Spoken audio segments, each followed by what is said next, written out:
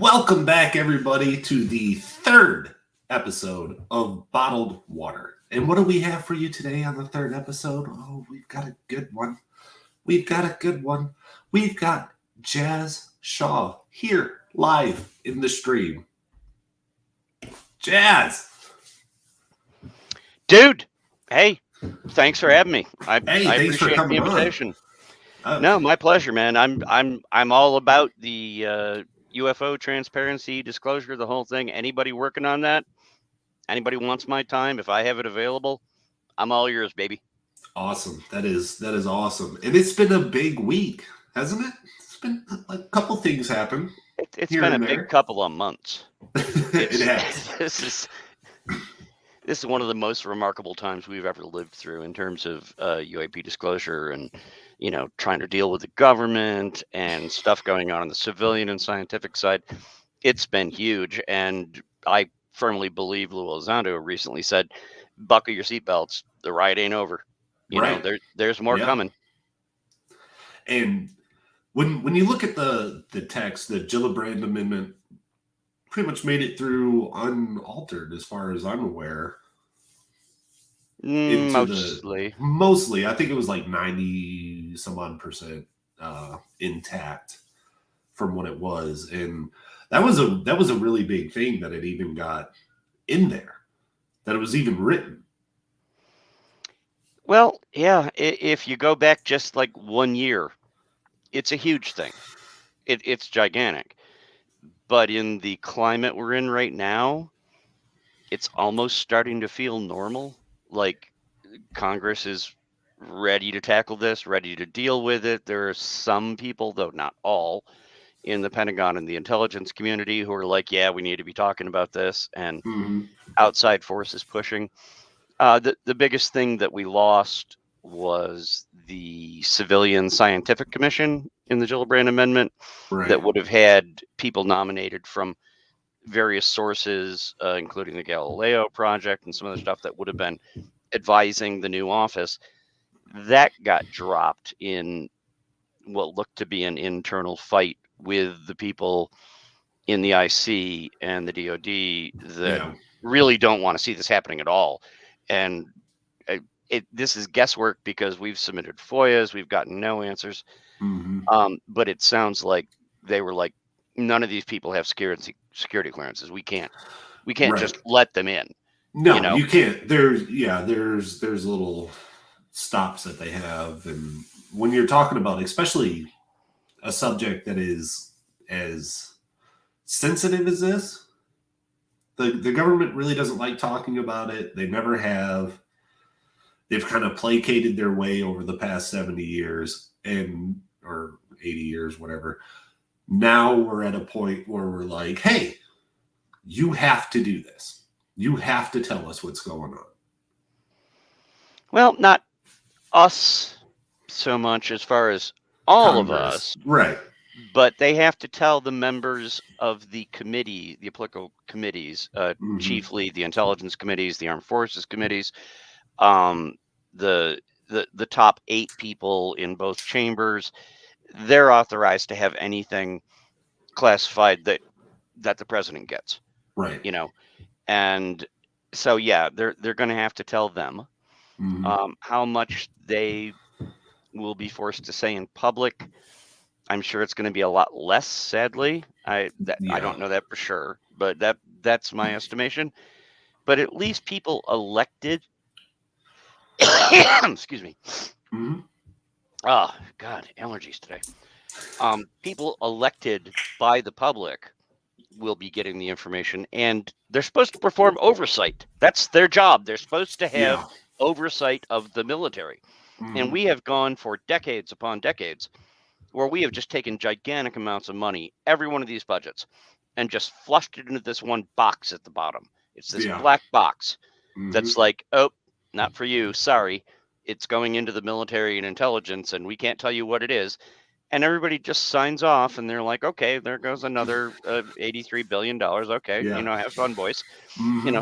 And so, no, not so much of that. Now they want reports for those people, and we'll have somebody that doesn't have a vested interest in secrecy looking at it and saying, well, how much of this really needs to be classified?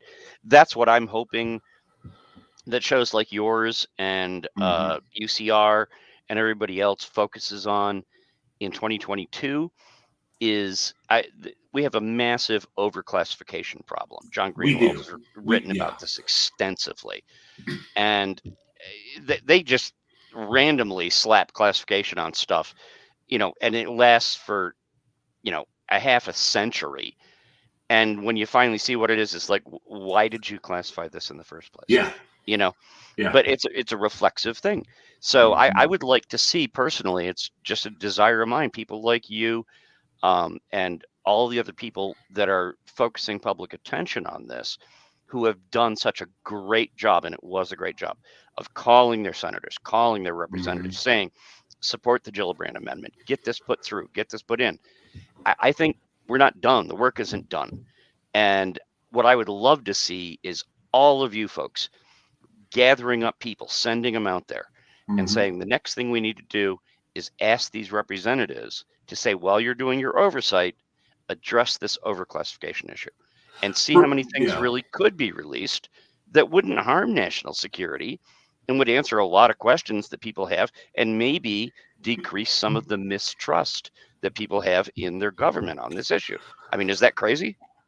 No, it's not. And when I was in the Army, I held a secret clearance, and I had to with the unit that I first went into the Army in, and they just were giving out clearances like candy.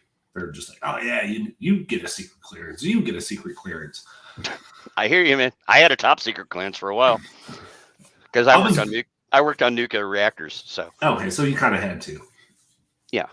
I was a truck driver the first like 2.5 years I was in the military, and I had a secret clearance because I was out at White Sands, New Mexico. Oh, and you got to have it for that. Yeah, that place. I don't like that place at all. Never been there. It's not fun.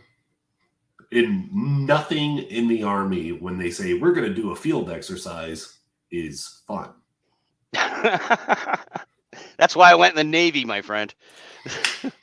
There's just nothing fun about it. You have fun at the range when you're shooting for like 3 or 4 minutes, and you're like, oh, this is so much fun. Excuse me. Oh man, it's not working. Put the old hat back on here. I thought it was working stylistically. Yeah, so it was. It's a very bottled Christmas with jazz. But there's no fun in the military. And what I think a lot of people don't know when we talk about budgets is that the military pays the military to use the military stuff. Yeah. Does it like that might boggle some people's minds, but when a unit goes to the range to shoot bullets and be good at their job, they have to pay for the range, the bullets, the guy who's up in the tower, popping targets up and everything. And that's how the military budget is spent. Most of it is spent on training. Just using training areas and using bullets. All this stuff's already bought and paid for. But the units get an allocation of money, and then they use that money based upon the previous year's, expenses for how many training exercises they had, how much maintenance they had. And I think if people knew that the military pays the military to use the military stuff, they would kind of wonder why. Yeah, and it's not really, let's keep in mind, it's not really the military paying the military. It's the taxpayers paying the military. These people don't generate any revenue on their own. Every dime they get comes from the taxpayers. Mm-hmm. And most of the military budget is accessible. You can go, and because of my job, I've actually had to go and sort through large portions of these bills. There's a lot of money that goes. There's a lot of money that disappears into places that nobody can track.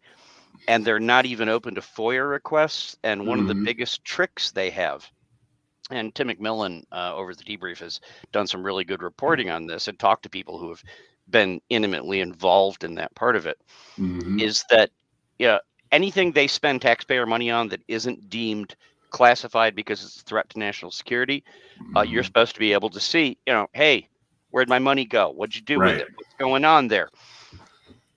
They have this trick that they use where the deep portions of the military go and arrange for contracts with civilian agencies. Could be like Mhm. Bigelow, could a lot of stuff with Lockheed Martin, things like that. And if they have stuff they don't want you to see, what they do is they hire somebody in those civilian agencies and go, we need you to process this and we need a report, but it's going to be your property. And Yeah. when it's their property, You can't see it. then you can't FOIA that. You can't Yes. submit a free information request and say, show me everything Mhm. Lockheed Martin's got. And they're like, F you. Yeah. That's not the government. Sorry. Even though it was taxpayer money that funded it, it winds up in the wrong hands. And Mhm. that can't be traced, and we don't get the information. And Well, that's yeah. still going on today. Yeah. And so I was a government contractor for 2 years. The Me first too. year, Well, a little longer.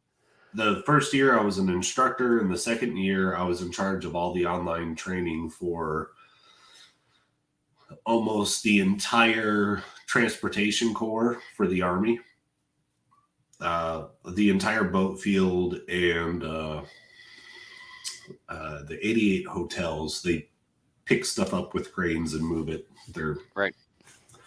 But I was in charge of all of that. I had zero. Oh, well, I had one boss who wasn't really my boss, but I just told him what I was doing. Nobody cared what I was doing ever. Like I'd show up to work every morning. Mind you, this is a $65,000 a year salary job. I show up, I go to my desk, I sit there with the almost $3,000 monitor that they bought me, and I have Facebook up, Twitter up, and then on the other end of the monitor is my actual job. That's it. I'm not focusing over here because everything's done on that. And a warrant officer would come in and be like, hey, man, can you add this file? Like, yeah, sure, no problem. Add the file. $2,400 paycheck. That's like, there are several jobs in the contracting world that are like that in the military. And it's because you have all these people who don't understand what you're actually doing. It's a lack of transparency. It's nothing to do with UFOs. That's a lack of transparency in terms of how taxpayer money is gathered, how it is allocated, how it is spent, and how it's reported, and who gets to hear about that. Some of the stuff you're talking about actually has been made available. Reporters have gone and found stuff like that. Right. And they complain, and everybody gets outraged for like 15 minutes. And then they go back and do what they've always been doing. Yeah. It's been going on for a long time. No, we need a lot more oversight. So we do. Like I said, I hope that's the next goal.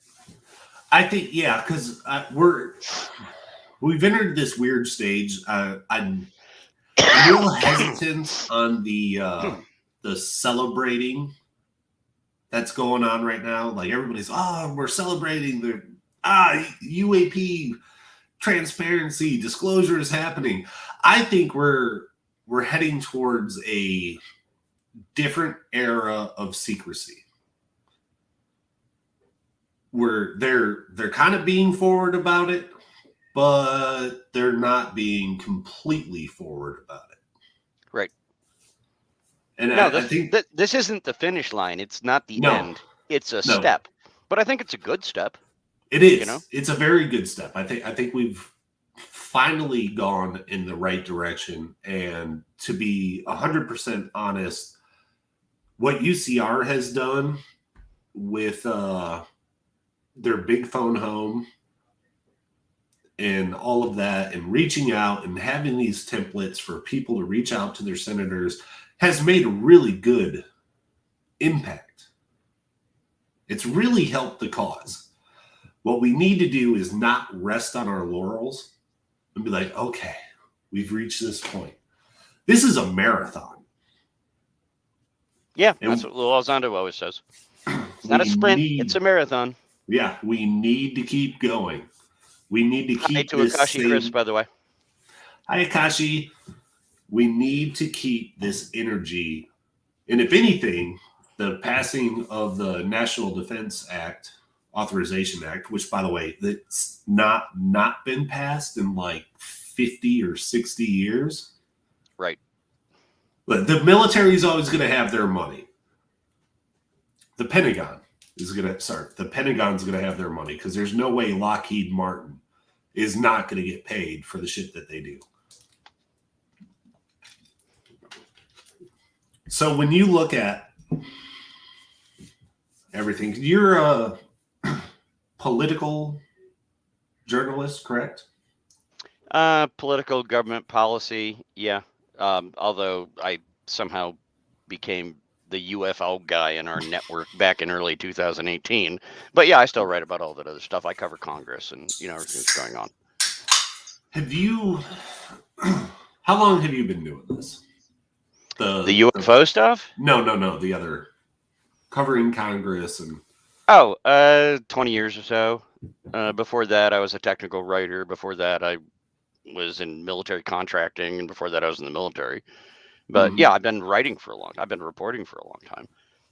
I didn't get my it's not exactly accurate. I didn't start writing about the UAP topic professionally for the major network that I work with until January of 2018.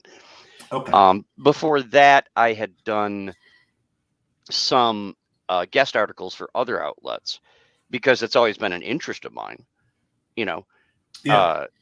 But I didn't start doing it like as part of my regular job until January of 2018. So it's been that long that I've been doing it on a regular basis, and somehow got swept up into UFO Twitter and UCR and everything else, and suddenly I was off to join the circus, Yeah.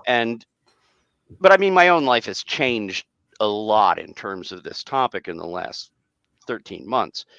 And before that, it was always more of a, it was an interest of mine since I was very young. And when I was very young, it was mostly because I like sci-fi, and I thought of it as sci-fi, Right.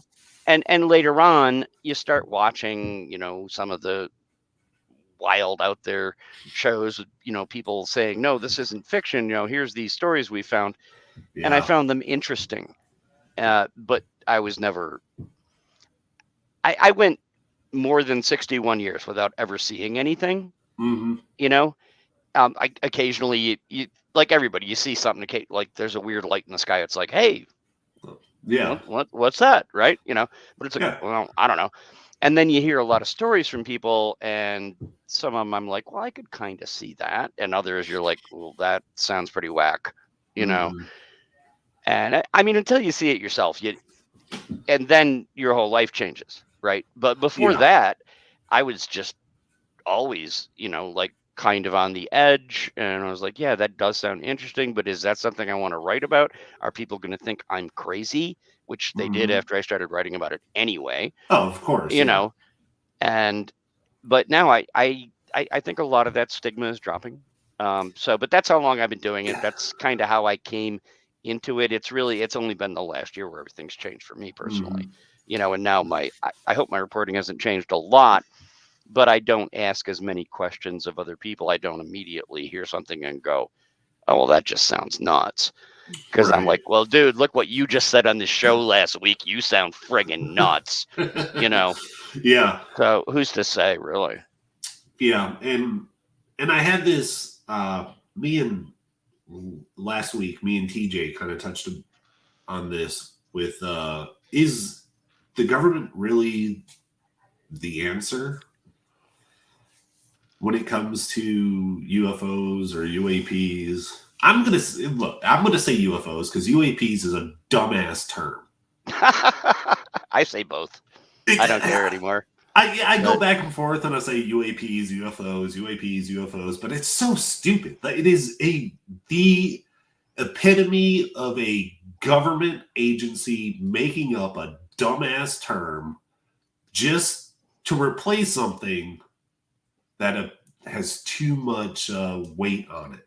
too much baggage. Yeah. Yeah, they do it all the time with It is everything. okay. Is the government the answer?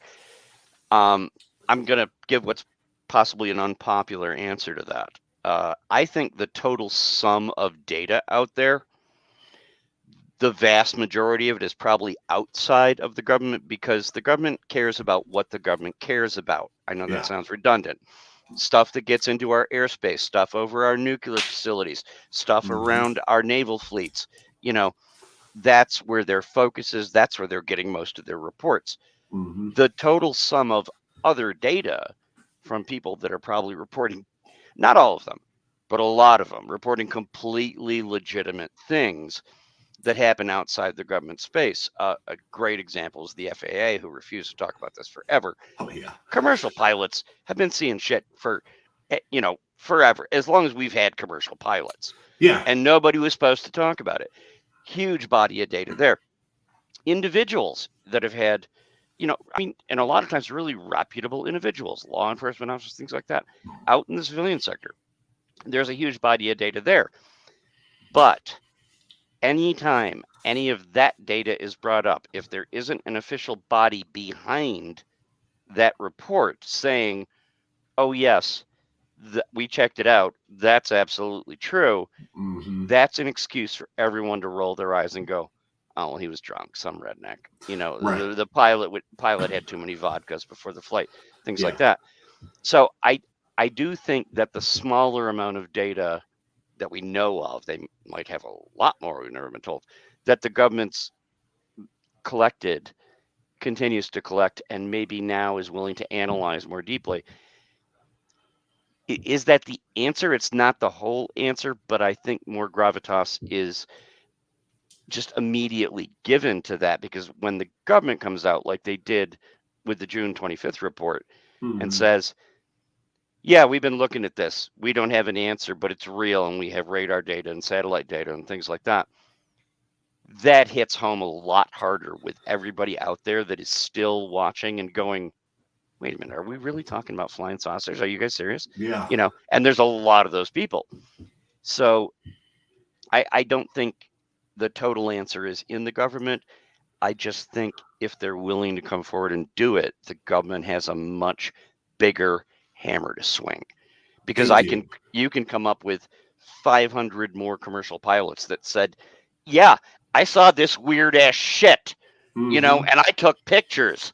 Yeah. But if they don't have the FAA going, yeah, he did, here's the audio, here's the pictures, then everybody's just like, well, okay, whatever, dude. Yeah. So I think the government does carry more gravitas. I'm not saying that's a good thing. I'm just saying that's what I see as the reality of it.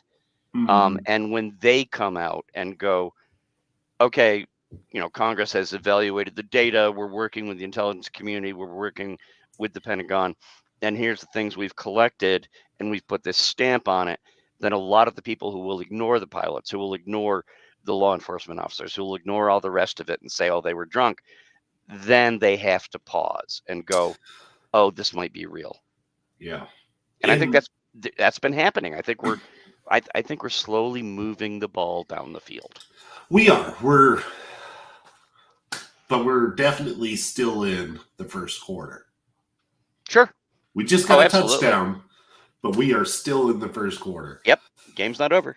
Not by a long shot. And what I think is, like, with the Galileo project, with what Avi Loeb is doing, is wonderful, because you have this legitimate scientific body that says, we're going to study this, and we're going to give you our data once we go through it. And everybody's like, data.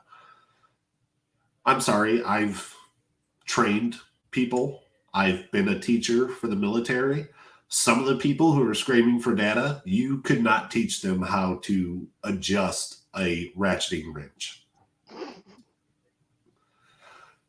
So we can scream about data all we like, but do you know what the hell you're looking at? Probably not. Unless you have a PhD and you understand these things. It's cool to look at. I've looked at a lot of data. I just have a bachelor's degree and I just go, yeah, cool, the numbers do this.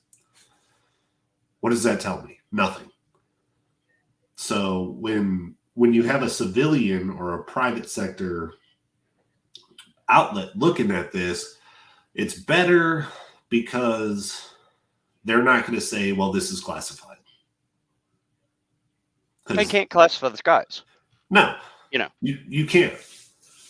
And Brandon Fugel brought up a really good point yesterday when he was talking to UCR about how he's very against letting the government come in to Skinwalker Ranch and doing their own. He's very against a repeat of OSAP, and I think that's a great thing. In a sense, yeah. Well, OSAP was what, a $22 million love shot to Robert Bigelow, and what did we get out from of Harry that? Reid? Yeah, yeah. What did we get out of that? Not a lot, but dinosaur beavers. Well, see, that's what I wanted to go into. There's an upside and a downside to what's going on at Skinwalker. Okay, and this is something I've tried to bring up in other interviews that I've done. It's like there's a bunch of people in Congress, and there's a huge volume of people out there around the United States and around the world who are only just now gently coming from the point of, don't tell me about your flying saucer bullshit. Yeah. To, oh, the government's looking at this. There's weird things in the sky. Oh, there's these Pentagon videos. Well, maybe there's something here. Maybe there's something flying around. They're just getting there. They're like squirrels, and we're putting out a little trail of nuts, and they're just coming over that far. We're just getting them there. Mm-hmm. And then somebody turns around and goes, oh, by the way, dino beavers, werewolves, and a lot of those people are like, oh, I friggin' knew it. Okay, I knew it. It's all bullshit. I'm going back to ESPN. Go F yourself. Yeah. So I'm not sure that's really helpful. Maybe I'm not saying none of that is real. I'm not saying that at all. I've interviewed Brandon Fugel, and we just had him on UCR yesterday too. He does a lot of work. Those guys have looked at some weird stuff, and I will tell you. God, do I want to say this on the air? You can. There's 9 people watching.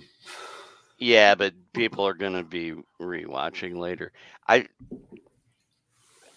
My wife and I have seen some weird shit after our UFO experiences in the last year around here. Mm-hmm. And so, I mean, and just in that context, it's like there could be a lot more going on that we don't understand yet. But if you think we don't have enough data on UAP, on UFOs, which we don't, but we're trying to get, and we might get, if you want to go off charging into those other realms of the, dino beavers or whatever, and even I'm laughing, and I've seen some crazy stuff in the last year, and even I'm still laughing at dino beavers, that I think we're not there yet. I think we need to nail down what the physical things that reflect radar, the physical things that show up on satellite images, the things that pilots are watching of both commercial and military types, and there are recordings of the conversations that they've had. That's data people can appreciate. That stuff they can they can just put their teeth into and go, okay, that's messed up. We need to know what that is. It's not time for the dino beavers yet, is all I'm saying. No. If that is a thing, and I'm not going to say it isn't, but that can wait until we get this part kind of locked down, kind of figured out, kind of like what is this before we start as talking much as about... it can be figured out. I don't know. I mean, No. where do you stand on the whole like crash wreckage thing? A lot of people are Yeah. asking right now.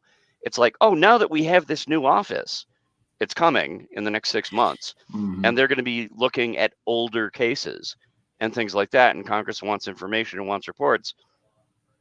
Do you think somebody's going to come out and go, oh, our bad, sorry, yeah, we've had these 7 flying saucers, and we have Skinny Bob. He lives in an apartment in Manhattan now. Yeah. Let's bring him out. We'll have an interview. Our bad. We didn't know you wanted to know. So let's talk about that. Do you see that happening? Because Absolutely not. No. A, is that real? Well, we have a lot of stories. We don't have a lot of data to support that. None of that may be real. If it is real, is Yeah. anybody going to come out and talk about it? I'm thinking if anybody does come out and say, oh, our bad, we had free energy for the last 40 years and we didn't Mhm. share it with you poor bastards, Yeah. that person's going to friggin' jail. Oh yeah, they're Okay. going to jail and they're probably going to And die before they get to court. oh yeah, or somebody will just whack them. Yeah. Nobody's going to say that. I No. have no faith in that. I'm not saying that information doesn't exist. I'm not saying it Mhm. does, but I don't rule it out anymore after the shit I've seen. Yeah. But no, I don't think anybody's going to be showing up unless somebody passes a new act saying we're going to give immunity to everybody who comes out and admits that they blew over the years $50 billion of taxpayer money on dark programs we never told you about. We hid it all from you, and we basically just screwed the world. Yeah, that's going to be a big ask for immunity, So Yeah, I don't know. I don't know where that goes. Well, that brings up a good point where I'm on the fence on a lot of theories with the UFO phenomenon, and one of them is that the government is working with the aliens, and If they're aliens, yeah, if they're aliens, whoever, whatever they are, but that the some government's non-human working intelligence. Yes, dolphins. Could be dolphins. Yep. It could be dolphins. We don't know. But the idea that the government is working with these beings, whoever they are, whatever they are, and they've been doing so since Roswell, so for 70 years, they're just slowly leaking technology to the public. If that's true, and people find out, the public is not going to be happy. Right. That is bigger than the Manhattan Project. It's bigger than the Tuskegee experiments and MK Ultra. There's probably how many lives could be saved from that technology over 70 years? Well, everybody's very worried about the climate. How much different would things be if you had free, clean energy? Everybody's worried about transportation. How many people die in plane crashes? What if you had anti-gravity? The list goes on.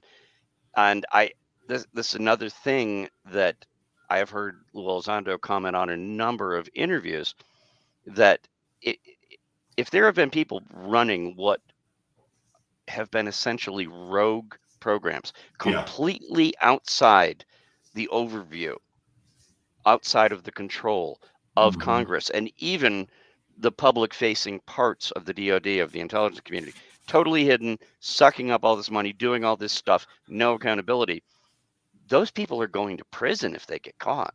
Yeah. Unless somebody offers them amnesty. Now, did that happen? Did we discover that stuff? That's another alarming aspect to it, because it's like maybe the people are like, wow, the aliens, if it's aliens, that they could be dangerous. They could be, a real threat to us and everything. Well, maybe the real threat was that we had people sucking up billions of dollars and doing all these weird science experiments and never told us, and we paid for it, and you bastards now have to pay. You know, and so nobody's inspired to come forward and go, oh, our bad. Didn't know. Sorry. Didn't think you'd be interested. We were just working on this thing. It's oh, you wanted to know about that? Oh, okay. Exactly. No, none of that's happening. That's just bullshit. Pardon my language. No, you're fine. Akashi says, based on your experience and insights, do you think there is a group really planning disclosure procedures in case phenomena decides to show up? Good question. Yes. Yes. There are people working on that. We've gotten hints about that. I'll go back once again and reference the Black Vault. John Greenwald found something that dates back quite a while, where people were being instructed and asking questions, like not saying something happened, but if something did happen, do we have a plan in place for that? And I've written articles about that, asking, because I think it's a very valid question. Yeah, Do we have a plan in place? Do we have anyone in the public facing part of the government saying, hey, if this news came out and we had data we can show you and it's totally verifiable, what's the next step? Do we try to contact them? Do we find better ways to see if they're trying to contact us? Could we defend ourselves against that technology? Assuming we haven't already stolen it and engineered it somewhere at Lockheed Martin. Tried to reverse engineer it. Right. Or anything like that. I mean, there's a bunch of questions that a responsible government, that their number one responsibility is to keep everyone safe. That's job one. Keep everyone secure, traditionally in a terrestrial sense, against other nations. But now we're expanding that conversation. Well, if ET's coming, can we keep you safe? And if they know the answer is no, that's a bigger incentive for them not to talk about it. But I bet there have to have been people who are working on that. Like, if this comes about, we need to be ready. We need to have something we're going to tell them. Otherwise, they're going to just throw us on rail cars, and we're going to be toast. So yeah, I think somebody's been working on that. Do we know about it? No. Well, when I say we, I mean the general public. If it happened, there's a few people that know. Excuse me, but not a lot. But I bet you it's been happening. I bet you the conversation is taking place. Yeah, they're always. Look, for those who don't know, the way the government works, if a threat is identified or a possible threat is identified, a team is created to work out a plan to counteract that threat, no matter who it is. So if they're looking at these UFOs and they're coming in here and they're like, okay, we need every bit of information that we have so that we can counteract this supposed threat, whether it's a threat or not, we still need to know how to approach this threat. That's just how the government works. That's how the military works. On the surface, yeah. Yeah, on the surface. Yeah. Below it, it gets a lot more complicated. It's a lot of craziness. I worked for years, in aircraft carrier battle groups as a radar technician, and I work with a lot of people who had to go out and deal with. By the way, just for the record, my entire time never saw a UFO, never ran into a situation like that ever. This is back during the Cold War, but there was a lot of weird stuff going on with the Soviet Union back then, and a bunch of other stuff, and what they tell you on the surface isn't always the same as what's actually going on the ground or on the water or in the air with the people who have to deal with it on a day-to-day basis. Yeah. But they don't always keep all those records transparently. I've tried to go back and get some old records through FOIA from times when I was in and things that happened, and they're mysteriously not even recorded. So I don't want to just paint lipstick on this pig and let everybody think, well, if it ever happened in the military or in the government, then there's records and you're eventually going to get them and you can request them. A lot of stuff goes unrecorded. I'm not trying to sound like a conspiracy theorist. I'm just telling you from direct experience. A lot of shit never gets recorded. Yeah, people like to play the conspiracy game, but you're absolutely right. There's things that happen in the military that have absolutely no record of it happening. Yep. And it's just normal. A lot of times it's normal everyday stuff that happens, and they're just like, yeah. Well, we're getting back into what's the first thing we talked about? Overclassification. Yep. Sometimes it's done out of paranoia. Sometimes it's done just to protect the guilty. Let's be honest. I mean, Yeah. I'm not going to do it here because even after all these years, I know somebody could track me down. I can tell you 3 different examples where I watched people fucking die. Yeah. And there's no record of it, no public record. Families were never told exactly what happened. And it wasn't UFOs or anything. Don't start No. thinking that. Yeah. I'm just talking gross incompetence or just unlucky accidents, Mhm. out in the middle of the Cold War where really bad things happened a lot of the time.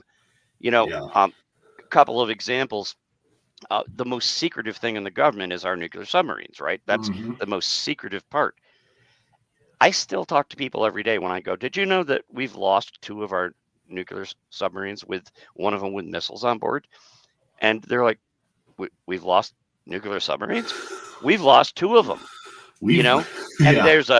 and the news it's slowly filtered out, but it took decades.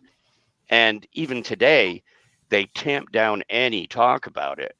Anybody wants to go do some Googling after this show is over, it's the Thresher and the Scorpion. Yeah, the And Thresher is a very interesting story to begin with. yeah, and the Scorpion's even more mysterious. And back when I was in, we knew about the Scorpion. And there were Right. stories about what really happened to the Scorpion. The official story today is still not probably what happened. So there's a lot of that goes on is my only point. I don't want to get into sea stories with, another veteran right now. We Right. could do that all friggin' night. But yeah, there's crazy shit out there. And if you live in an imaginary world where you think that both the government and the Pentagon and the military industrial complex, the civilian sector, these are all in one big conglomerate together, that they're just keeping track of everything and recording. And it's like, well, it's not safe to say this now, but we'll save it and we'll tell you, you are living in a dream world. They have flushed Yes. so much stuff. Greenwald, again, we're going back to John, published a thing not very long ago that I featured on Twitter and wrote about myself. The number of documents that the CIA has lost Oh over yeah. years, documents that he had original copies of with parts redacted. And John Mhm. goes back scrupulously and he's like, hey, I'd like to ask, I want to submit a request. The parts that were redacted, can they be unredacted now? I'd like a review of the classification, which is a totally normal process of FOIA. And he gets an answer back, even though he sent them the document he already had. The answer Mhm. was, oh, we don't have that document anymore. And it's not 1 or 2, It's it's several. thousands of them. Yeah. Well, You know, what about the they're not trillions being of honest with dollars? you. Yeah, what about the trillions of dollars that the Pentagon just is like, ooh. Right. I mean, the NDAA that we're all cheering, and I am cheering, by the way, Yeah. cheering totally. Yeah, I'm a big You fan go of down it. to the, I already got a copy, and everybody, if you go Google, most news outlets have it already. Yeah. Down at the bottom of that, on the intelligence side and on the Mhm. defense side, there's still a giant black box. Oh yeah. That total amount of money, and it's a gigantic amount of money, it's not a big majority of it, but it's more money than you and I are ever going to see, my friend. Oh yeah. It all shows up in a couple of black boxes at the bottom saying, let's just translate that into human speak. None of Mhm. yo effing business. Absolutely. And once it gets signed, that money's gone. You're never And going to see it again. You're not going to know what happened to it. that's one of the things that when I looked at the NDAA, I said, why is it $768 billion? Why is it Good number. it's $68 billion more than last year's? And if Right. I remember correctly, we are no longer in Afghanistan. We have no active engagements going on. So why are we spending more money this year than we did last year? Because we're upgrading weapon systems and existing ones and new ones. There's a lot of money going into hypersonics right now. We're trying to catch up with the Russians and the Chinese who have left us behind in hypersonic missiles. That's not cheap. It's not a huge part of it, but that's like one of many examples. We have a lot of ships in the Navy, a lot of other equipment that is falling off the back end. It's no longer acceptable, and the new stuff is always more expensive than the old stuff, and that's why the cost keeps going up and up, in my opinion. Is some of it going to black programs? Obviously, Mhm. some of the increase, but a lot of the basic stuff is like, do we need 2 new aircraft carriers or 5? Do we need? Are we going to continue the F-35 Lightning program? Are we going to expand it, or are we going to drop off and put money into the next generation of fighters, the next generation of ground support aircraft, things Mhm. like that? The answer to that, as far as the military is concerned, is always, well, yes, we are. Of course we are. You Yeah. know, so I don't see anything suspicious in the fact that the amount went up. If that's a fair thing to say, I just think it gets spread around, and every part of the government tries to spend every dime they get every year, They so do. they can justify asking for more the next year. This is a known thing. The Mhm. military is no different. Right. That's what they're doing. That's why the NDA cost went up. Is part of it kind of sketchy stuff and maybe some UAP stuff? Yes, some. That Some UAP very office that UAP office is not going to cost diddly compared no. to how many aircraft carriers are we doing? Are we going to have a good hypersonic missile? You know, Right. that's the lion's share of it. But yeah, down in the corners where we're interested, there's some money going to this program. Right over here somewhere. So like when I was getting my degree, I decided to write a paper on the DoD's budget and NASA's budget, kind of to correlate between the two. And that year, I think it was like 2016 or something, NASA's budget was smaller than the United States Army's budget for building maintenance. Sure. NASA's budget's always been small. Yeah. It's tiny, itty bitty little. But we took Yep. like maybe bump it up like 20 or 30% without. You could do that and it would be a rounding error. Yeah. You know. And I think the things that we would get out of it, I mean, things we get out of NASA now with their itty bitty little tiny budget compared to everybody else in the government, is good stuff. They just need to stop being so compartmentalized where they don't share their work with the other outlets of the agency. And maybe things could happen. This is why SpaceX does so well, because it is one company that is doing what it's doing, and they don't have people, on the other side of the building working on stuff and not telling the Raptor rocket engine people what they're doing. Sure. Because no guys who runs a company is going to be like, hey, I want you guys to do this, but be super secretive about it and don't tell anybody that you work with. I'm going to disagree with you there. I bet you Elon Musk has already handled it. Well, we know for a fact on several launches that SpaceX has launched a number of things that there was no information given about what they were launching, other than that there was a launch and they were satellites that were produced for the military and the intelligence community. Yeah, they do. And they didn't hide that. I'm not trying to say they hid that. Right. Just we know what happened. But Elon Musk isn't going to go blow the whistle on that.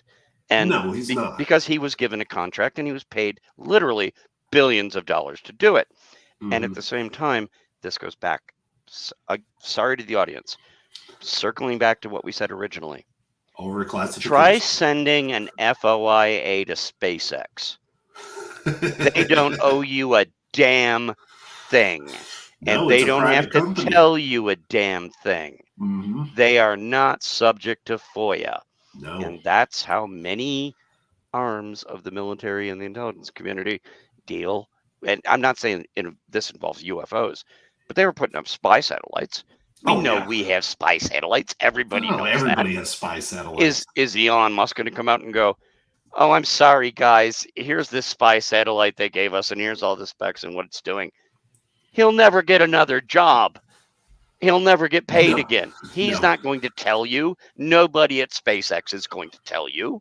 No. It's part of the military industrial complex, and it's where they hide a lot of their secrets. I'm a big fan of Elon Musk. If I could turn My thing, you know what? Hang on a second. I'll tell you right now. I'm one of the biggest Elon Musk fans ever. I personally own a fucking Oh flamethrower. yeah, I was gonna buy one of those. I bought this from Elon Musk. Okay? Yes. I'm an Elon Musk fan, but I will tell you, Elon Musk knows a lot of stuff you're never going to hear because he's a Mhm. businessman, Yeah. you know? And if they can hold that stuff secret, what else can they hold secret? Oh yeah. They're really good at it. Yeah. So one of the things that drives me nuts is this whole electric car push that they're doing right now. Yeah. Yeah, it The drives me crazy too. GM is leading the electric car revolution. First of all, there's a documentary called GM Killed the Electric Car. I heard of it. I didn't watch it, I confess, but I have heard of it. And then Man, we're really going off on a rabbit hole now. absolutely, that's how it should be. I like going off into rabbit holes. Yeah, but really, how much of the audience are we losing when we start talking about electric cars and government policy and shit like that? I mean, people came here for all the UFO stuff, is all I'm Yeah, they saying. did. So, But if they're willing to lie about simple stuff, they're going to lie about everything that they can lie about. yeah, I mean, it's like they say, like the old what were they, like State Farm commercials or whatever, where they said, "We know a thing or two because we've seen a thing or two." that's a good analogy. That had not crossed my mind. I'm very familiar with those. Yes. And there's a meme that's like, "Why do veterans not trust the government?" And then it's like a still from one of those commercials, and it goes, "We know a thing or two because we've seen a We've thing." seen a thing or two. Yes. So it You always makes me laugh. you and I have been there, but I don't know. I can't throw in the towel. I can't raise the white flag and go, it's not going to get better. I have to keep trying. No, and But it's not going to be easy. And again, this circles back to right what we talked about at the beginning of the show. The fight isn't over. I don't even know if the fight's winnable, but I know there's a lot of people in this country, an increasing number of people who want to get in the fight, and they would like to have answers. They would like to see these things happen. If you think it's just a matter of, oh, we didn't go knock on the right door, and now Congress is going to go knock on the right door, and it's like, oh, here's all the answers. Please don't be disillusioned. Don't disillusion yourself. That's not going to happen. But the stuff that happened this year, particularly with the Gillibrand Amendment and the NDAA that's about to go through, the new office that's being established, just to circle back, be of good cheer. And I know that's a line from a Charlie Brown thing because we're at Christmas time. Be of good cheer. There are good things happening. There are people who are responsible to the public because they're elected officials who are trying to get progress. We're trying to get more of this information, trying to get it out there. There are people in the background like Chris Mellon and Lou Elizondo who are working with members of Congress, who are working with lobbyists, who are getting out there. And the wording, you could tell from the Gillibrand Amendment, a lot of that was written by Chris Mellon, and it's getting passed. It's going into law. That's a step. There's another step coming, and another step after that. A lot of steps. I see. Luis has jumped into the chat, and hi, Luis. Yeah. So yeah, if there's the next big phone home 3, we were talking about this earlier. The next thing is the overclassification problem, and we're not done with the work. The work has to continue from our end because we only got here because of all of you that supported the Gillibrand Amendment and got that pushed through. But don't rest on your laurels. We're not done. We're not done. We're not even close to being done.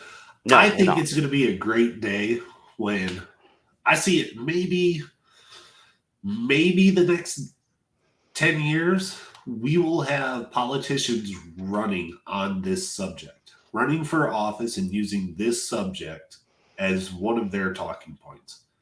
I think we will. No, I honestly believe we will. Yeah, that's going to be amazing.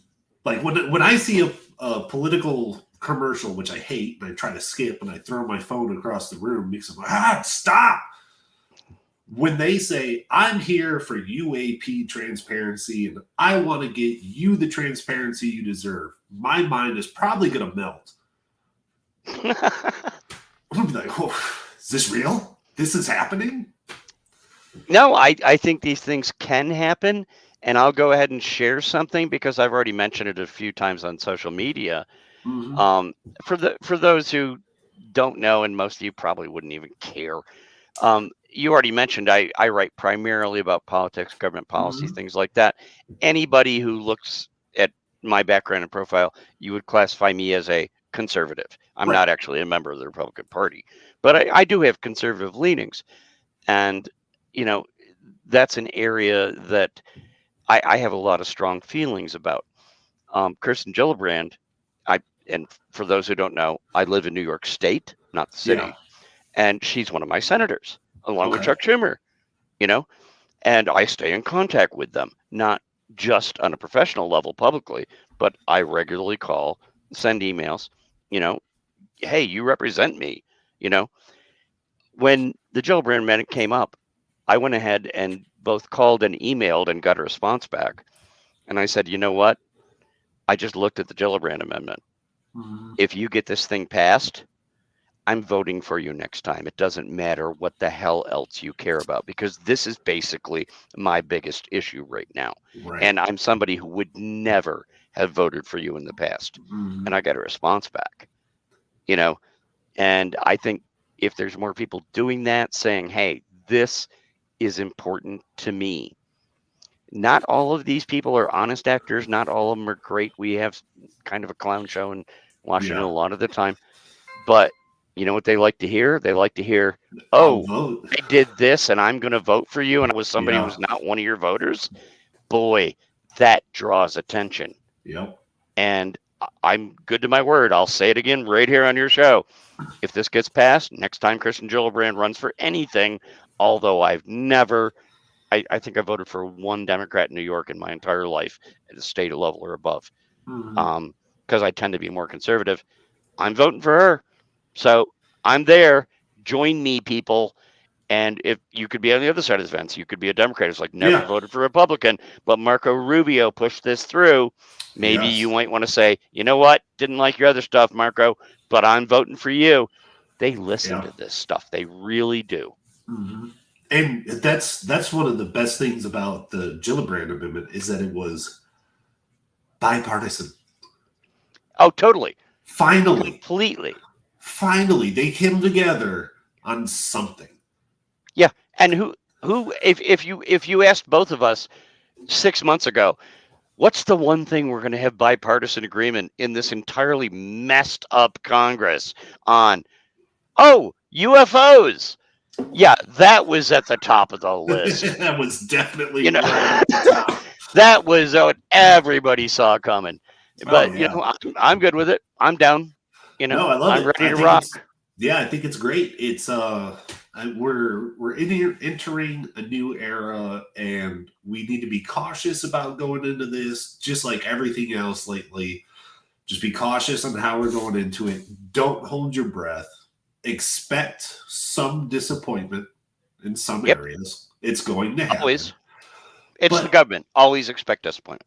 Yes, but we are moving in the right direction. And just because we have to keep hammering, and I know it gets tiring, and I know people want to do other stuff or just kind of ignore it, be like, okay, I did this for a year and nothing happened. That doesn't mean nothing happened. People are talking about this stuff behind closed doors, and we're pushing the narrative the way it should be pushed, because this is actually the biggest human event ever. I agree. I don't think you're not being like, just yelling something that's not true. Right.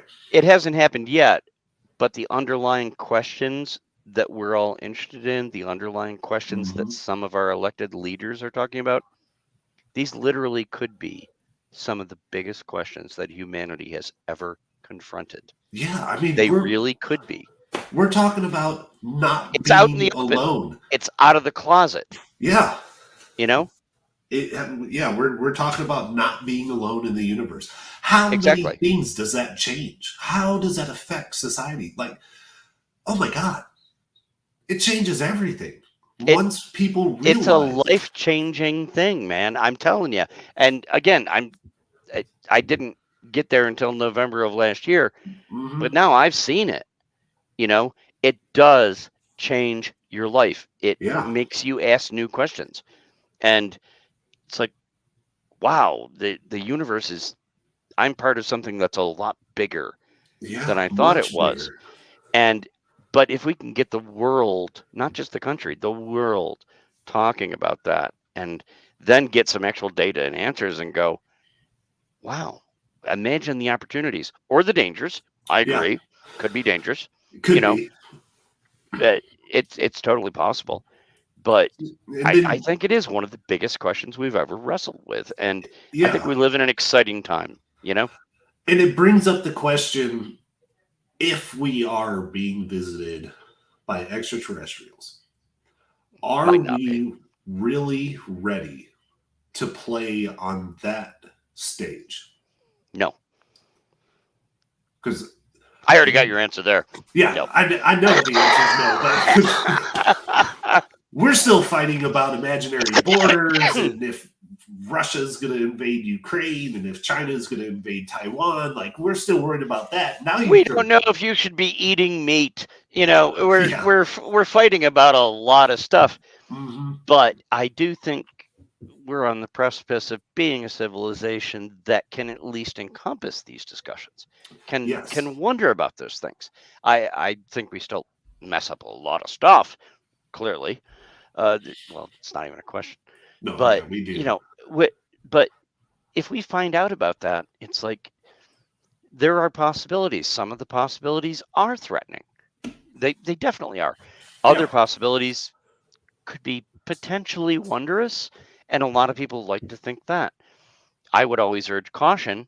It's like, let's gather as much information as we can, and we'll do with it what's in the best interest, not of us as Americans, not as us as humans, as all life on this planet. You know, it's like, what do we need to do to make sure that if there is a positive outcome, we enter that? And if there is a threat that's a really serious threat globally to species, to the entire biosphere, you know, are we ready to handle that challenge?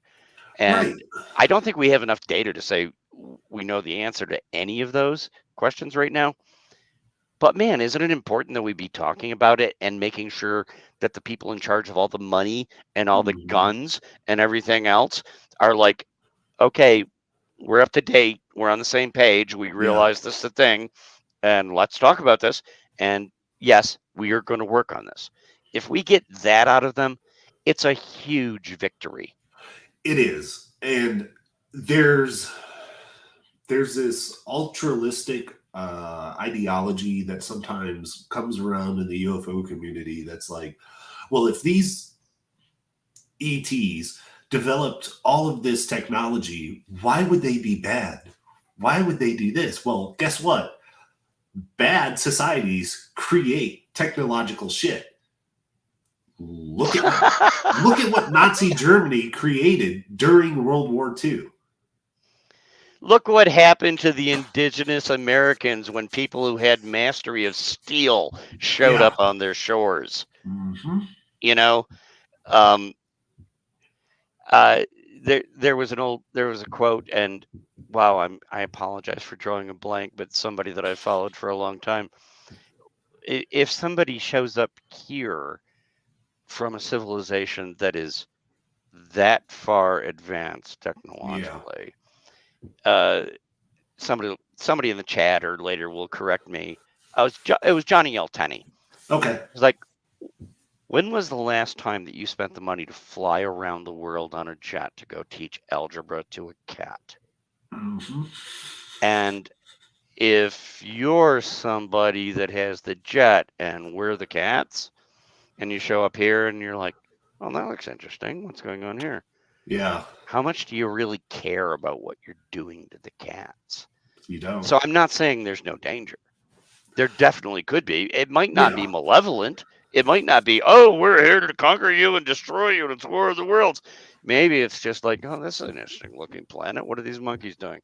Yeah. You know, oh, maybe we could use this. It could basically just be that, which was really, and feel free to go ahead and crucify me. I think a lot of the Europeans who came to North America were just like, oh, as much as savages here, but this is pretty good land. We could do something with it. And they didn't care a lot about it. And Asia Right. has their own history with their various cultures that have been battling for thousands of years. Of course. It's been a pattern. Can we just assume that some intelligence from somewhere else, if it's another planet, if it's another dimension, whatever, that they might not take the same attitude? Like, oh, that's an interesting anthill. Right. Are you going to go ask the ants before you dig it up to see what the hell's underneath? No, Right? not at I mean, all. that's one of the concerns I have.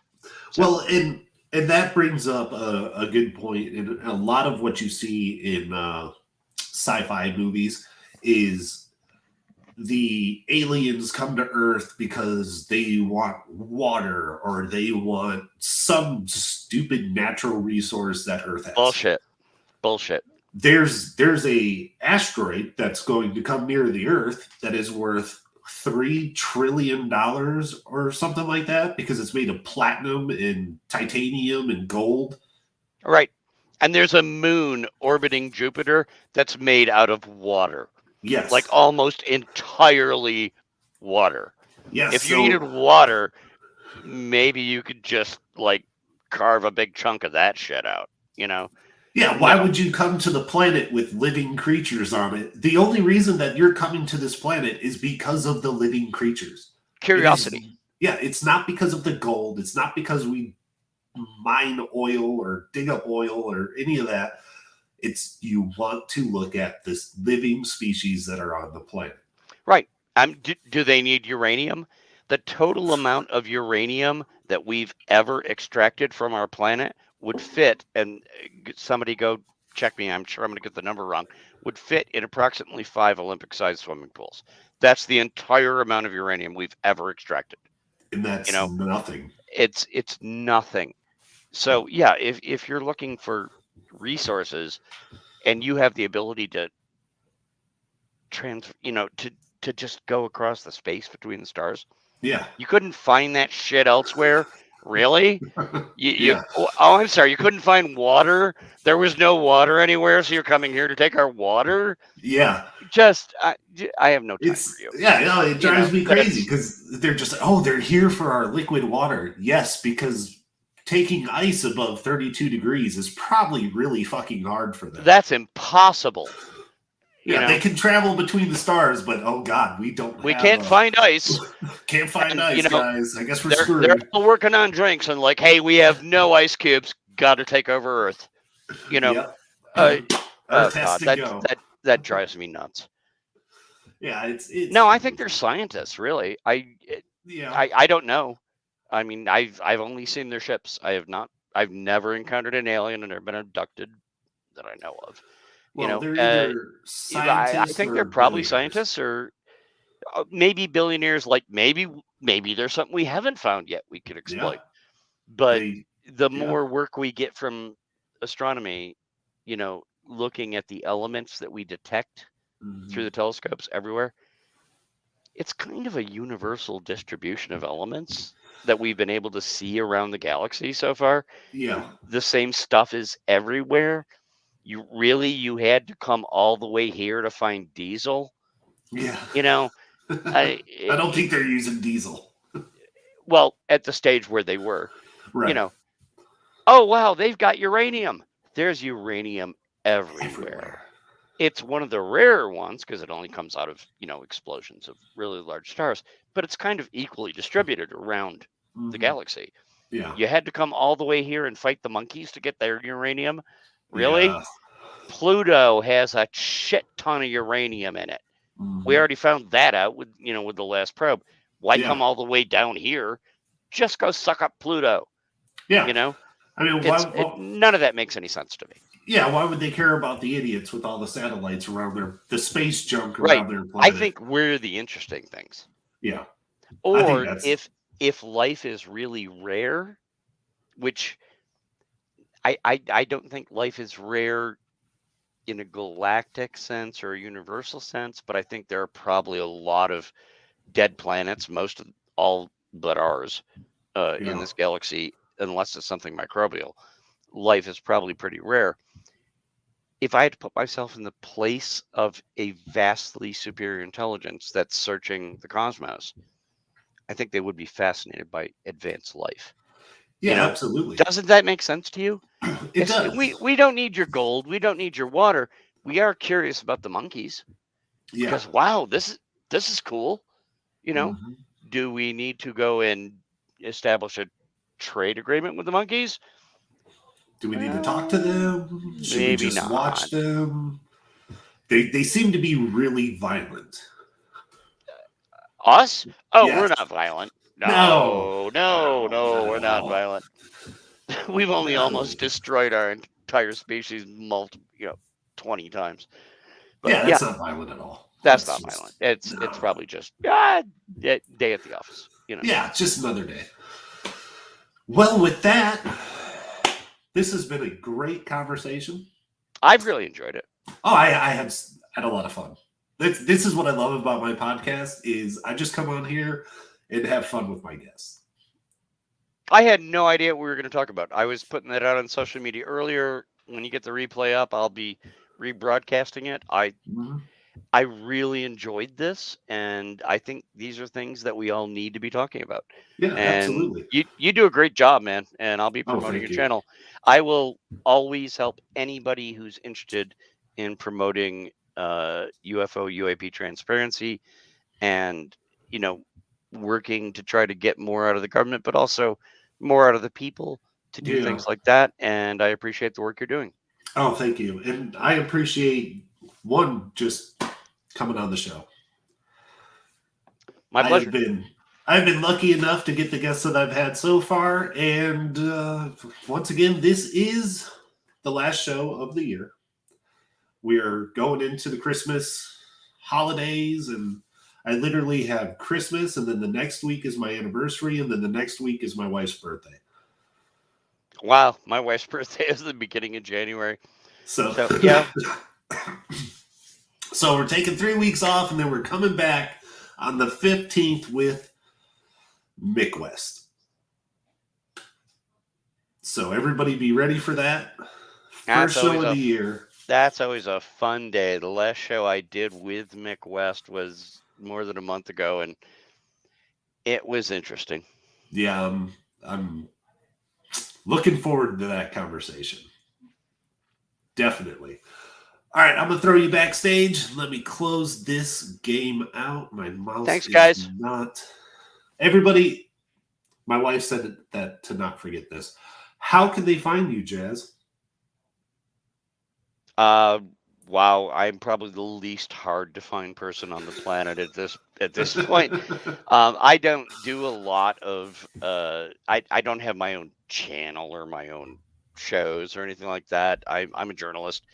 The best way to find me is on Twitter at Jazzshaw, JAZZSHAW. A lot of it's not going to be about UFOs and stuff. I do a lot of stuff about martinis and pets and animal rescue, but It's all good stuff.